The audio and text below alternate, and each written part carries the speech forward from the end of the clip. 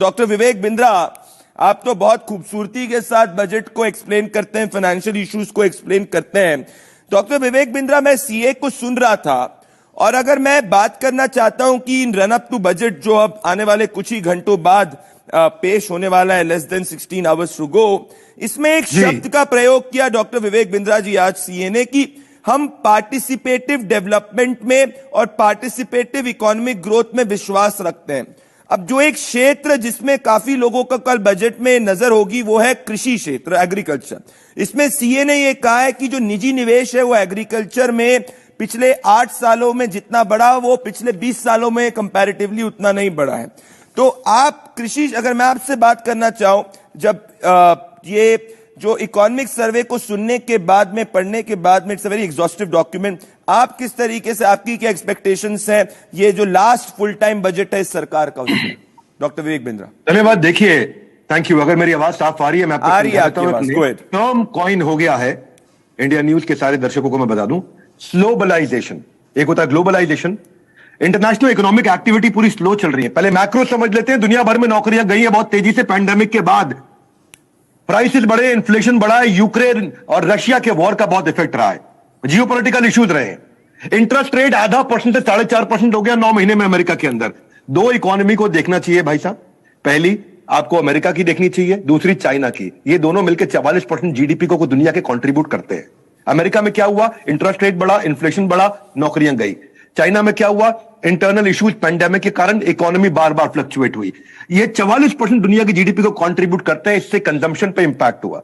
Globally सब कुछ slow हो रहा है, जहां ग्लोबली हो रहे हैं सारे स्लो, वहां अभी भी हम कर रहे हैं ग्रो। ये ध्यान दीजिएगा मेरी बात। इंडिया की स्टोरी स्टेबिलिटी की स्टोरी है, स्टेबिलिटी, ग्रोथ, रिफॉर्म। क्यों हुआ?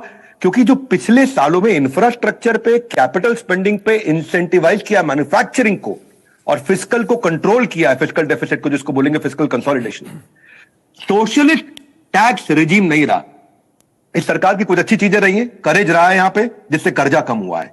हाँ, आप ये समझ लें कि 2021 में अमेरिका 5.5% ग्रो कर रहा था, चाइना 8%, जर्मनी 2%, जापान 1%, यूके 7%। हम उस समय भी 8.9% ग्रो कर रहे थे। हमारी ग्रोथ तेज रही है।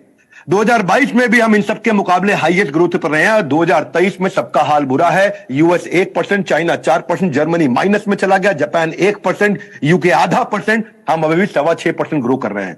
तो जिसने आपको कहा वो ठीक कहा, आसपास का हाल बेहाल है, लेकिन अपनी चाल अभी भी बेमिसाल है, क्योंकि यहां इंफ्रास्ट्रक्चर पर काफी अच्छा पैसा लगा है, जिसका मल्टीप्लायर इफेक्ट होता है। पीएम गति शक्ति का ऑनगोइंग इंपैक्ट है। ये जो 7 चीजें होती है ना, road, rail, airport, mass transport वगैरह। अब मैं आपको बता देता हूं भैया, अगर ये सड़कें, ये इंफ्रास्ट्रक्चर ठीक नहीं होगा, जर्मनी भी इसीलिए हारा था क्योंकि जर्मनी की टीम मजबूत थी, लेकिन लॉजिस्टिक्स, वेपन का सप्लाई नहीं हुआ, आर्टिलरी का सप्लाई नहीं हुआ, वो हार गया। जहां पड़ोसी देश हो रहे हैं फेल, अपने दियों में अभी भी बचा हुआ बहुत तेल। मैं आपको समझा देता हूं, यहां पे हमने कोविड में भी अच्छा काम किया, पीछे कुछ चीजें अच्छी रही। जीएसटी में हमारा कलेक्शन हाईएस्ट रहा है पिछले बहुत समय में, और 15% इस साल भी हाईएस्ट रहा है हमारा जीएसटी कलेक्शन। जिधर देखो आजू बाजू में श्रीलंका बर्बाद हो गया, रॉक बॉटम पे चला गया, फ्यूल फूड शॉर्टेज हो गया, वहां पे इंटरनेशनल लोन बढ़ गए, प्रेसिडेंट उनका भाग गया देश से, करेंसी उनकी डिवैल्यूएट हुई है। आप देख रहे इन्फ्लेशन रेट वहां पे 302% बढ़ा है। अपन बांग्लादेश से भी प्रभावित नहीं हुए, वहां पे high inflation, export demand export पे चलता था, बांग्लादेश खत्म हो गया, रेमिटेंस आने बंद हो गए, यानी कि बांग्लादेश भी खराब चल रहा है। साउथ एशिया में सबसे ज्यादा जो खराब चला वो है पाकिस्तान। यूएन कहता है कि साउथ एशिया, वर्ल्ड बैंक कहता है सबसे ज्यादा खराब पाकिस्तान रहा है। तो पाकिस्तान के पास केवल 4 बिलियन का फॉरेक्स बचा है। मेरे भाई लोग, आपको बता देता हूं, ये केवल 3 हफ्ते का इंपोर्ट कर सकते हैं। पाकिस्तान बैंकरप्ट हो चुका है। 31% उनकी करेंसी भी डिवैल्यू हुई है। उनका इन्फ्लेशन 88% बढ़ा है। पेट्रोल डीजल सबसे ज्यादा महंगा है। उसके मुकाबले हम लोग का करेंसी डिवैल्यूएशन केवल 9% हुआ है। हम लोग इन्फ्लेशन रेट 4.5% रिड्यूस कर गए हैं, यानी कि और अच्छे हो गए हम लोग। हमारे फॉरेक्स रिजर्व इस समय दुनिया में 6ठे नंबर पे सबसे ज्यादा है। भारत इस समय अच्छी स्थिति पे है। मैं भी आपको कहना चाहता हूं, 1 साल में बहुत कुछ हो सकता है, हमारे देश में हुआ है। मेरा भी फैट कम हुआ है। पहले पिछले बजट पे आज के दिन मेरा वजन था 105 किलो, इस बजट पे आज के दिन मेरा वजन है 75 किलो। तो ये कहना ठीक नहीं होगा कि 1 साल में बहुत कुछ नहीं किया जा सकता है।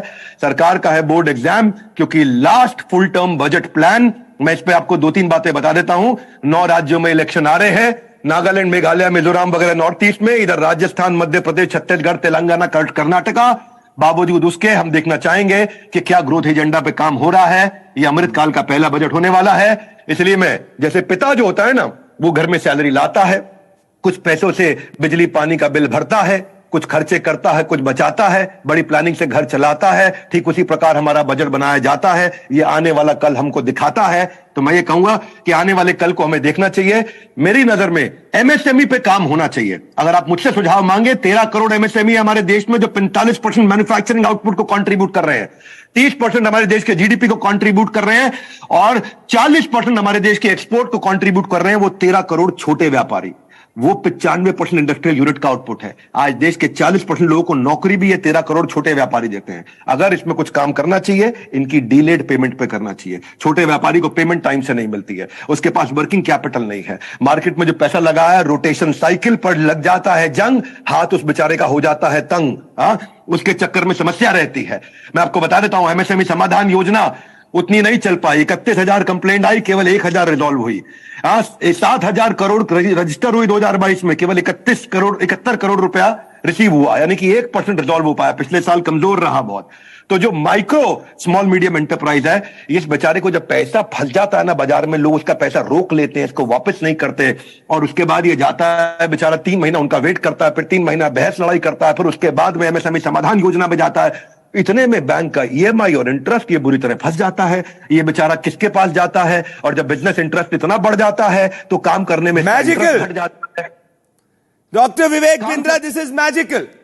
मैं कहना चाहता हूं कि जितना आपके बारे में मैंने सुना था, आप उससे ज्यादा 6 और 4 हिट कर रहे हैं। मेरे को इतने सारे मैसेजेस आ रहे हैं, कितनी सरल भाषा के अंदर आपने इसको रखा है। This is magical doctor Vivek Bindra.